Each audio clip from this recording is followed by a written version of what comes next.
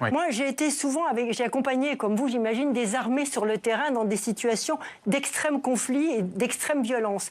Eh bien, ce qu'un général m'a dit, important, qui est devenu même chef d'état-major, m'a dit un jour, il m'a dit, si nous n'avions pas de témoins, sous-entendu vous ou d'autres observateurs ONG, si nous n'avions pas de témoins, nous pourrions être envahis par la haine et par le désir de tuer d'une façon bestiale.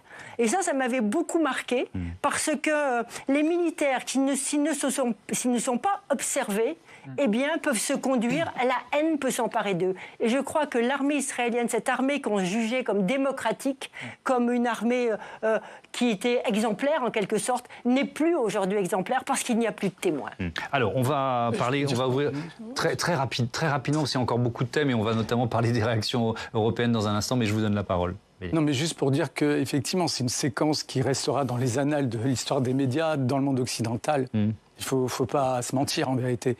Il y a déjà des travaux qui ont été entamés sur ce point, sur le traitement, sur la capacité à neutraliser ne serait-ce que la circulation des images. En fait, ces images, elles sont partout dans les réseaux sociaux, nulle part dans les JT. À un moment donné, il faut expliquer. Vous nous dites, c'est parce que les journalistes seraient aussi les relais de l'opinion publique. Je ne pense pas que ça soit la clé. On le sait tous que ce n'est pas la clé. La preuve, c'est que finalement, ceux qui font vraiment les journaux, ce ne sont pas les journalistes de terrain, ceux qui voient. Un autre élément, les journalistes palestiniens sont des cibles privilégiées par l'armée israélienne. Mais c'est un événement, rien que ça. Et ça n'a pas fait. Ça n'a pas mérité, ça n'a pas fait l'objet d'une vraie réflexion, ne serait-ce que de la part de leurs propres confrères occidentaux. C'est ça qui souligne le caractère irrationnel de la chose. Bon.